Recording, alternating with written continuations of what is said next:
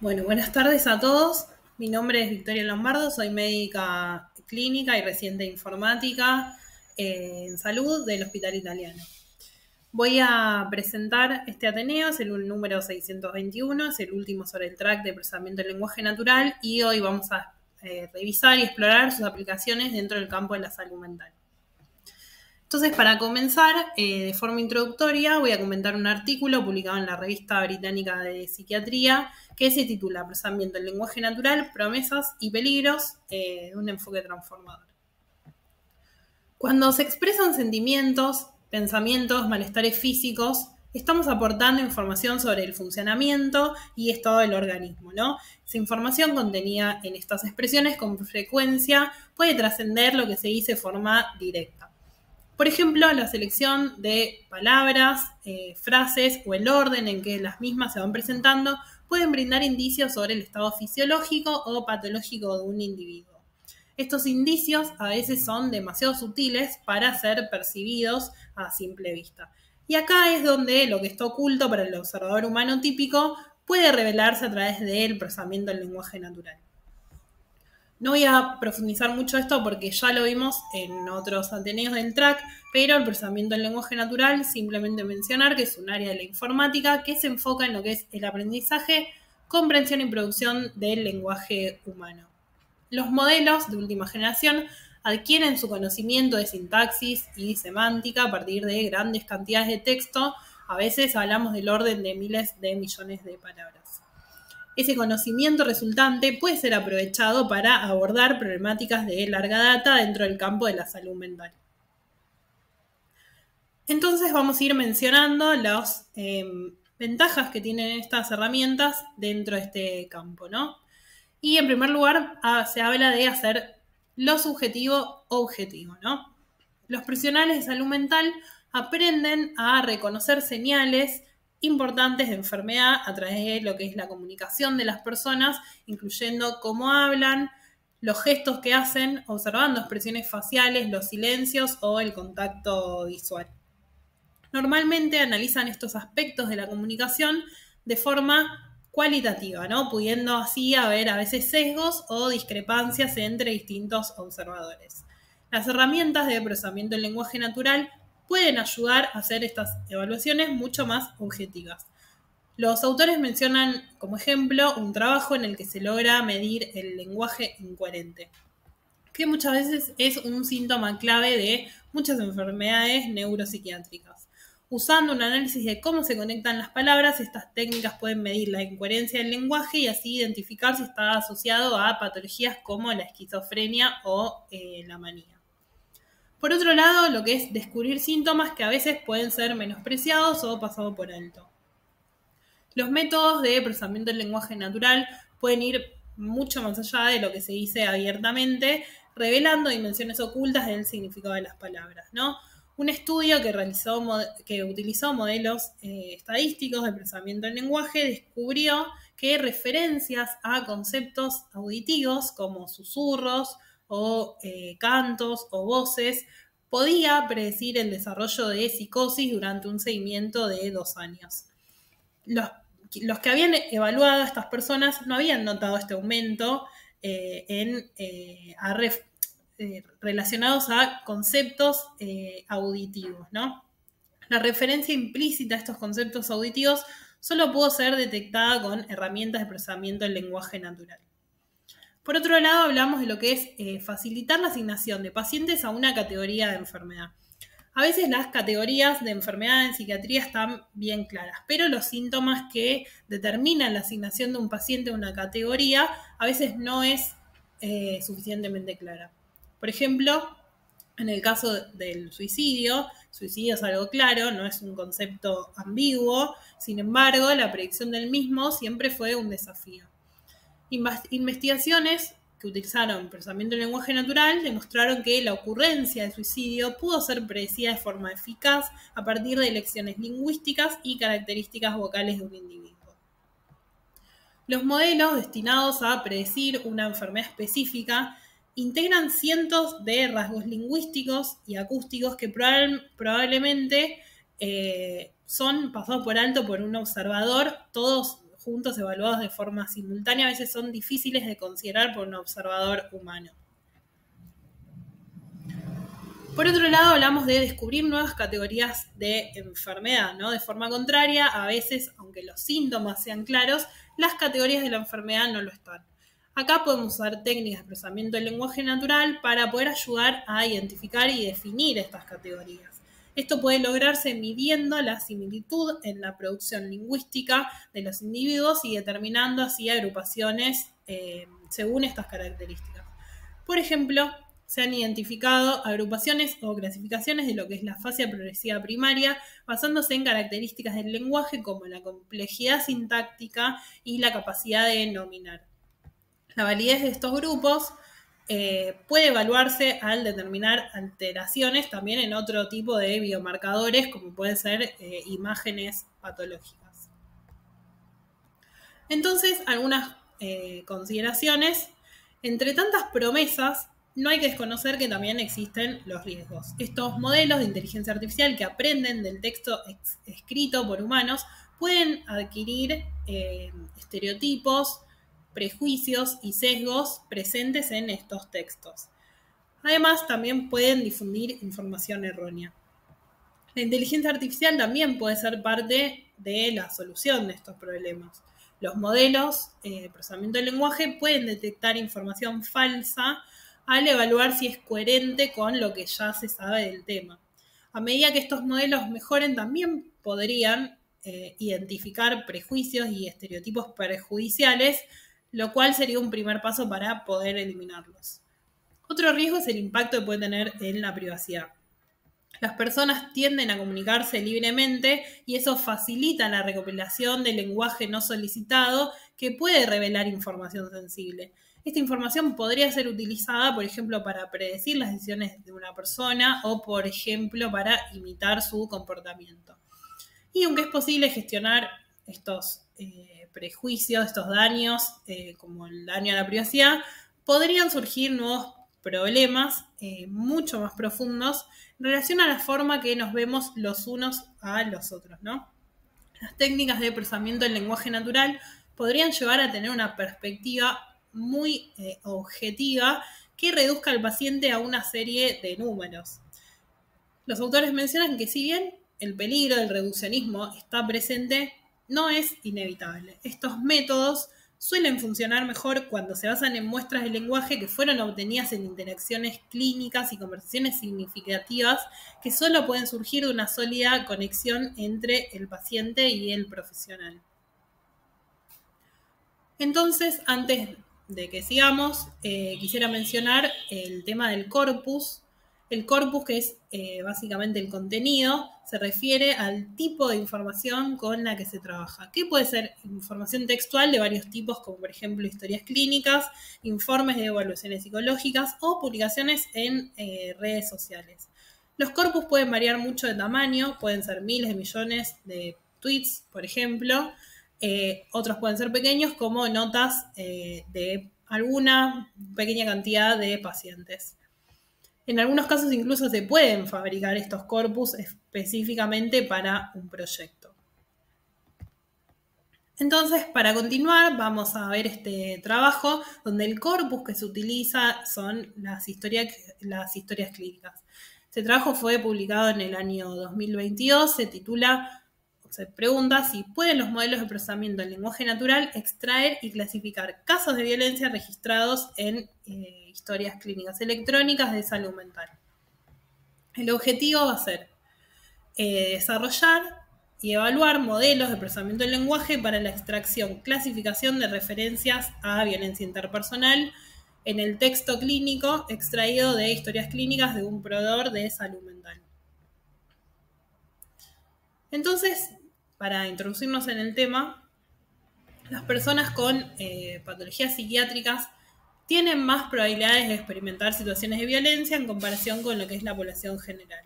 Sufrir episodios de violencia doméstica también es más frecuente en personas con estas patologías. Hablamos en cifras de un 27% de mujeres, 13% de varones con enfermedad mental grave, en comparación con quienes no lo tienen, que va de un 9 a un 5% de lo que es la población general. Las personas con estas patologías también experimentan una mayor incidencia de lo que es violencia sexual en comparación al resto de la población. Y debido a la correlación constante que hay entre la violencia y la morbilidad psiquiátrica, los servicios de salud mental son entornos importantes para poder comprender y mejorar las respuestas de la sociedad a las situaciones de violencia. Sin embargo, no todos los tipos de violencia se indagan rutinariamente por los profesionales y a algunos tipos no se les asigna un código de diagnóstico. Por lo tanto, a veces no son fáciles de identificar en las historias clínicas. Además, la historia clínica electrónica, que son mantenidas por los servicios de salud mental, son un recurso valioso para poder comprender cómo y por qué ocurre la violencia interpersonal dentro de esta población y poder revisarlo. Los métodos de procesamiento del lenguaje natural, a su vez, ofrecen un enfoque automatizado y flexible para poder extraer grandes cantidades de texto no estructurado y analizarlo. Se han desarrollado modelos de procesamiento para la extracción de información sobre diagnósticos, síntomas y tratamientos a partir de texto clínico. Los datos no estructurados son difíciles de examinar debido a su complejidad y volumen, como lo demuestra la escasez de su uso en estudios anteriores. Entonces, el objetivo acá va a ser desarrollar y evaluar modelos para la clasificación de violencia interpersonal en historias clínicas. Ahora sí, entrando en la metodología de este estudio, vamos a ver un poco lo que es la fuente de los datos. Los datos fueron extraídos de una gran base de datos de registros electrónicos de salud en salud mental, gracias a una institución que ofrece servicios especializados a 1.3 millones de residentes de 4 municipios del sureste de Londres. Esta base de datos, que la vamos a llamar CRIS, se desarrolló en 2008 y permite a los investigadores poder acceder a datos estructurados como datos demográficos y a datos no estructurados como es el texto libre ingresado por médicos en evaluaciones de pacientes, que se utilizan siempre para investigación en salud mental. Actualmente hay más de 500.000 registros de pacientes. Y una cosa importante es que los pacientes tienen la opción de optar por no permitir que se usen sus datos. Los datos igual están desidentificados. Bueno, en relación a la metodología, lo que se hizo es, se generó una lista de palabras clave relacionadas con la violencia en función de la literatura y la experiencia clínica. Se usó un modelo de incrustación para poder generar sinónimos adicionales que posteriormente se revisaron y se incluyeron en la lista de palabras clave. Para cada palabra clave, que fueron 17 en total, 7 sustantivos y 10 verbos, se tomaron muestras aleatorias del texto de esta base de datos que las contenía y se extrajeron los fragmentos que contenían las palabras clave y 300 caracteres de un lado y del otro. A continuación, 2 estudiantes de medicina anotaron estos fragmentos de texto en etiquetas en referencia al uso de violencia. Y un equipo multidisciplinario que se fue reuniendo semanalmente revisó y debatió las definiciones iniciales de las etiquetas con el objetivo de poder formular un conjunto de etiquetas adicionales para lo que era el desarrollo del modelo, basándose en lo que es la bibliografía existente de violencia y salud mental. Entonces, esta parte es un poco más compleja.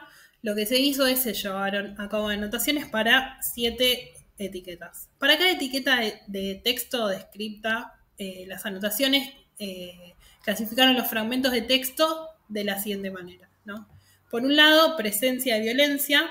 Se anotó la presencia de cualquier referencia a la violencia en los fragmentos de texto, clasificando los fragmentos en afirmaciones, donde las características estaban presentes, negaciones, cuando no había, o irrelevantes cuando la palabra clave se empleó en el texto para referirse a un contexto distinto, o sea, no necesariamente estaban utilizando esa palabra para hablar de una situación de violencia. Después se clasificó el estado del paciente en 3 etiquetas no excluyentes entre sí, ¿no? Para el perpetrador, la víctima o testigo. Por otro lado, también lo que es el tipo de violencia. Se asignaron etiquetas que clasificaban la violencia según las formas de daño físico, doméstico, sexual, según la relación también entre la víctima y el perpetrador. Y al igual que con el estado de paciente, estas etiquetas tampoco eran excluyentes, de modo que los fragmentos de texto podían incluir una combinación de distintas etiquetas. Entonces, para ver cómo se hizo esto, los pasos de etiquetado fueron, en primer lugar, en cada extracto de texto se anotó la etiqueta de presencia de violencia, clasificando el fragmento de texto como afirmativo, negativo o irrelevante. Si la etiqueta era afirmativa, el fragmento se anotaba además con etiquetas para el estado del paciente, como víctima, autor o testigo, y el tipo de violencia.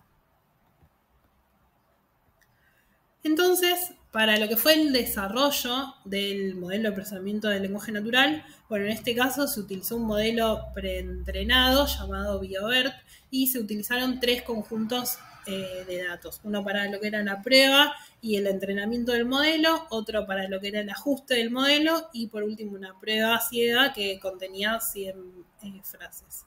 Y el objetivo era producir 7 modelos de clasificación binaria para cada una de las etiquetas anotadas. Entonces vamos a ver los resultados.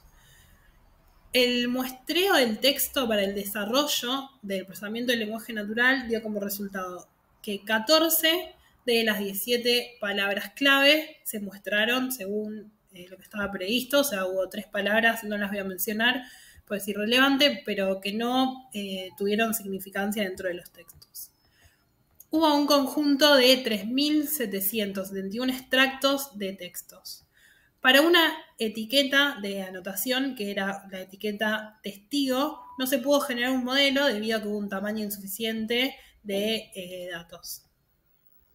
Y el rendimiento de cada uno de estos modelos, bueno, figuran en la tabla, ¿no? Para tener en cuenta lo que fue la precisión, esto varió entre el 89% para la etiqueta autor, 98%, por ejemplo, para lo que era violencia sexual, y la sensibilidad fue entre el 89% para víctima y autor y 97% también para lo que fue el tipo de violencia sexual. La concordancia entre los anotadores fue muy alta, entre el 82 y el 96% para estas 6 etiquetas. Además, se evaluó una prueba ciega independiente que constaba con 100 frases adicionales que fueron al final anotadas que no se habían utilizado previamente para el entrenamiento del modelo, ¿no? En general, se confirmó la presencia de violencia en el 58%, que eso a un total de 2.199 extractos del texto. De estos, la proporción de ejemplos afirmados para el estado del paciente fue 33%, el paciente era víctima, 61% era el agresor, y para el tipo de violencia también fue 16% sexual y 78% física. Algunas etiquetas afirmadas se solapaban entre sí porque un fragmento de texto podía contener múltiples referencias a distintos tipos, situaciones de violencia. Este enfoque de procesamiento del lenguaje natural captura referencias a violencia que ocurren en un gran grupo de pacientes que acuden a servicios de salud mental y que no siempre o no necesariamente consultan, o el motivo de consulta está referido directamente a una situación de violencia. Entonces, para sacar algunas conclusiones, ¿no? Este es el primer estudio que utiliza procesamiento del lenguaje natural para codificar datos de texto libre de una amplia fuente de registros electrónicos de salud mental con el objetivo particular de determinar la presencia de violencia, quién es el agente y además el tipo. Y se desarrolló con éxito un conjunto de datos de referencia de texto clínico sobre violencia interpersonal utilizando un grupo clínico y académico que fue multidisciplinario que participaron dentro de este trabajo. Este estudio tuvo limitaciones, aunque si bien en general hubo un buen acuerdo entre los anotadores, hubo algunas discrepancias fueron menores o poca cantidad de discrepancias. Por ejemplo, desacuerdo en relación a cómo calificar a un paciente, a veces como agresor, víctima o testigo en un fragmento. En el caso, el término era pelea, que también hubo discrepancia en identificar si era el uso coloquial o un uso literal. Las palabras clave utilizadas en el estudio se seleccionaron para calificar un montón de instancias de violencia interpersonal en el texto clínico como fuese posible, pero no se capturaron todos los tipos de violencia. Por ejemplo, las palabras clave relacionadas con el matrimonio forzado, la trata, el abandono, el acoso, el acecho, la coerción o el control reproductivo no se incluyeron y esto requeriría hacer un análisis o otro desarrollo por separado. Estos enfoques podrían ser útiles para comprender los procesos mediante los cuales los médicos identifican las situaciones de violencia y las registran en las historias clínicas. Y este estudio tuvo algunas ventajas específicas.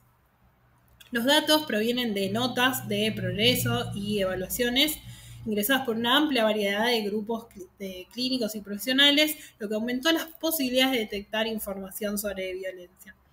La información además se recopiló durante un periodo de 16 años, que van del 2007 al 2019, que eso aumenta aún más la capacidad para detectar experiencias de violencia en las historias clínicas. Por último, como conclusiones, vemos acá cómo el procesamiento del lenguaje natural ofrece un enfoque confiable, automatizado, escalable, para poder extraer información resumida de los registros electrónicos de salud. Métodos precisos para extraer texto clínico que se refiere a la violencia interpersonal podría respaldar investigaciones sobre la correlación entre la violencia identificada clínicamente y cómo los profesionales de los servicios de salud la identifican. Además, hay una necesidad clínica que es significativa de métodos que puedan resumir con precisión la información histórica relevante para que los médicos la puedan revisar y utilizar en los lugares de toma de decisiones, digamos, cuando están frente a un paciente. Bueno, ahora vamos a ver otro trabajo en el que cambiamos totalmente el corpus. Acá se trabajó en redes sociales. Este trabajo fue publicado en mayo del 2023 en la revista de la Asociación Americana de Medicina, que se titula Investigando las redes sociales para evaluar el bienestar emocional de los médicos de urgencias y médicos residentes durante la pandemia de COVID. El objetivo de este estudio fue utilizar el procesamiento del lenguaje natural para evaluar publicaciones de Twitter realizadas por médicos de emergencia durante la pandemia y médicos residentes con el objetivo de poder identificar temas tanto en el contenido como el uso del lenguaje relacionados con constructos psicológicos y desde una perspectiva de la salud mental. Bueno, para entrar en el tema, el agotamiento o el llamado burnout en la atención sanitaria y los síntomas de depresión y ansiedad ya existían antes de la pandemia entre los médicos en formación. Además, atender pacientes en emergencias está asociado a estrés, ansiedad, depresión y agotamiento debido al entorno caótico que se vive muchas veces en las guardias, a, por ejemplo, situaciones de violencia que puede haber en los lugares de trabajo y a la exposición constante a eventos críticos. Asociaciones médicas publicaron informes sobre el tema, haciendo un llamado a la acción para poder abordar específicamente esta problemática, resaltando la necesidad de poder comprender y apoyar a los médicos. A su vez, las incertidumbres iniciales y los temores asociados con el comienzo de la pandemia se intensificaron para los médicos de emergencias. Comprender las experiencias y opiniones de los médicos de emergencias y médicos residentes es importante para poder identificar y desarrollar estrategias para apoyar a los trabajadores de salud. Por otro lado, el aumento exponencial del uso de redes sociales también continúa en Estados Unidos y estas plataformas proporcionan una fuente de datos amplia y accesible para comprender el contenido publicado por los usuarios. Muchos estudios aplican técnicas de procesamiento del lenguaje natural para poder evaluar el contenido de publicaciones en redes sociales y así poder relacionarlos con lo que es la salud mental y la salud emocional. Entonces, de esta manera surge una oportunidad para poder investigar el contenido de redes sociales en médicos de emergencia, médicos residentes, pudiendo explorar nuevas fuentes de datos. Este enfoque permitiría identificar de una forma más precisa la atención que puede haber en la salud emocional de esta población, pero para poder realizar intervenciones en tiempo real. Vamos a entrar un poco cómo se realizó este estudio. Vamos a ver los métodos. Este estudio es un estudio transversal que fue diseñado para identificar cambios en constructos psicológicos a partir del lenguaje publicado en Twitter a lo largo del transcurso de la pandemia, utilizando las publicaciones en redes sociales de médicos de emergencias y médicos residentes. Este estudio se consideró exento de consentimiento informado debido a que las publicaciones en redes sociales se consideran de acceso público. El periodo analizado es de 4 años, que va de marzo del 2018 a marzo del 2022. Y para poder optimizar, vamos a ver un poco cómo fue la selección de los participantes. Para poder optimizar la capacidad de identificar relaciones entre la carga de casos de COVID y el contenido lingüístico en las redes sociales, el estudio se centró en los 10 estados principales con mayor número de casos de COVID, que esta información se obtuvo de datos y estadísticas nacionales. Entonces vamos a ver bien cómo buscaron participantes. Se localizaron estos lugares donde había más casos de COVID. Se localizaron también los departamentos de emergencias de esas ciudades principales. Se buscó en los sitios web de los sistemas de salud, de los hospitales, la lista de médicos de emergencias y médicos residentes según cada año. Luego se identificaron los nombres de usuario de Twitter y se creó un conjunto de datos que incluía información sobre profesiones, programa, nivel de formación y redes sociales, por ejemplo, qué nombre de usuario tenían. Luego se verificaron las fotos de perfil, la información biográfica y las publicaciones anteriores para poder validar que el nombre de usuario correspondiese a ese médico. Si no se podía verificar un perfil que correspondiera a la lista de esos médicos, ese médico no se incluía. Y se utilizaron aplicaciones para recopilar los mensajes más recientes, los tweets más recientes de cada usuario publicado entre el 2018 y marzo del 2022. Esto resultó en una muestra inicial de 199.368 publicaciones de 569 usuarios. Después se limitó la muestra a usuarios que escribieron por lo menos 300 palabras en sus publicaciones para poder obtener un texto que sea más confiable, más enriquecido. Los resultados incluyeron el contenido temático de las publicaciones, las variaciones en el contenido dentro de la publicación a lo largo del tiempo y los atributos lingüísticos relacionados con la salud mental dentro del contenido de las publicaciones.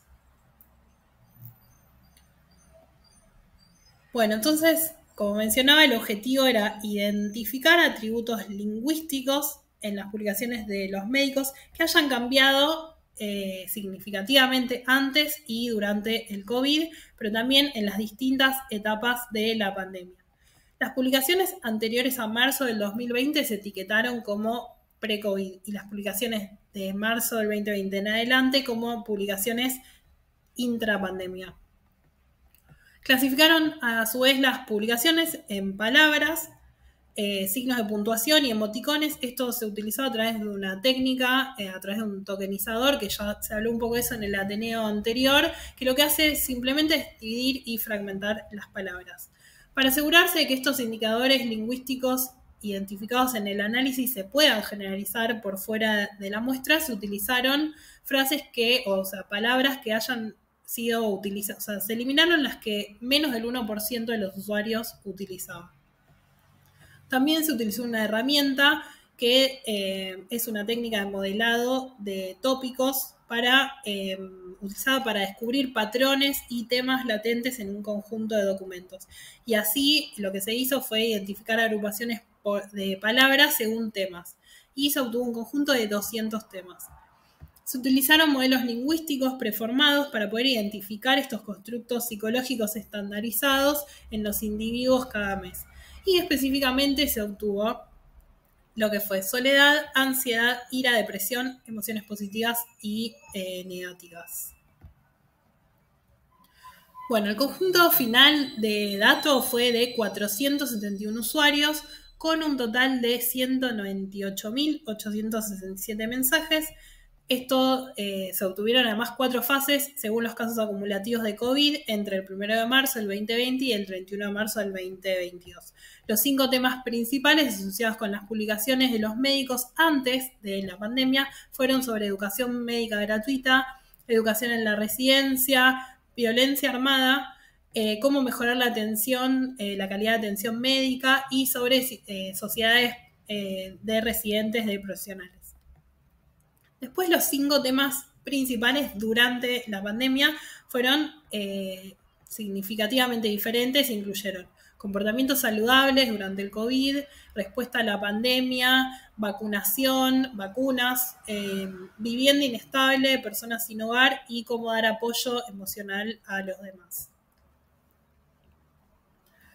A lo largo de las fases de la pandemia, el contenido temático dentro de las publicaciones de redes sociales también cambió significativamente, ¿no?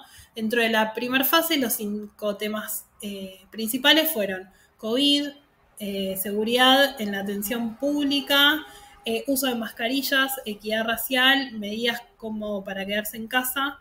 Y estos temas se fueron desplazando ya en la fase 2 hacia vacunación, esperanza, discursos políticos, los estudiantes de medicina y residentes y condolencias hacia las demás personas. En comparación con el periodo previo a la pandemia, durante el COVID se utilizó significativamente menos lenguaje positivo y más lenguaje negativo. Además, los niveles de soledad, ansiedad, enojo y depresión también aumentaron significativamente durante la pandemia. En los gráficos vemos los cambios en los constructos psicológicos del lenguaje a lo largo del tiempo.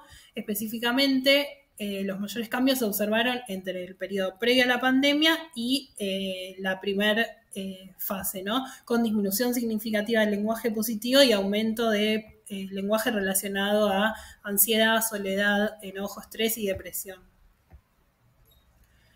El COVID, bueno, ya viendo un análisis final de este trabajo, se sabe que el COVID generó una cantidad de estrés físico y psicológico en los sistemas de atención médica y en los profesionales de salud, y esto fue mayor para especialidades clínicas de primera línea, como la medicina de emergencia y los médicos residentes. Este estudio transversal analizó las publicaciones en redes sociales para poder evaluar el cambio que hubo en el contenido lingüístico y emocional, utilizando herramientas de procesamiento del lenguaje natural. Entonces hay 3 hallazgos significativos. En primer lugar, los médicos estaban publicando una cantidad significativa de información a lo largo ya de periodos previos de la pandemia como en la pandemia, ¿no? Y al igual que en otras publicaciones, Twitter sirve como una fuente importante de información sobre qué está pasando en estos temas. Las plataformas de redes sociales ofrecen entornos únicos y dinámicos para que los usuarios compartan sus expresiones personales y sus pensamientos, y esto poder recopilar todo esto a gran escala. En segundo lugar, este estudio revela aumentos significativos en los constructos psicológicos negativos de esta población durante la pandemia, ¿no?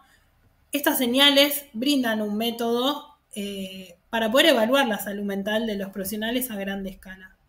Las redes sociales proporcionan un entorno no estructurado para poder investigar el contenido temático y emociones en estos periodos. Y en tercer lugar, este estudio identificó los temas claves con que los médicos y residentes estaban debatiendo en redes sociales a lo largo de las fases de la pandemia, ¿no? Tiene limitaciones también este trabajo que son importantes señalar.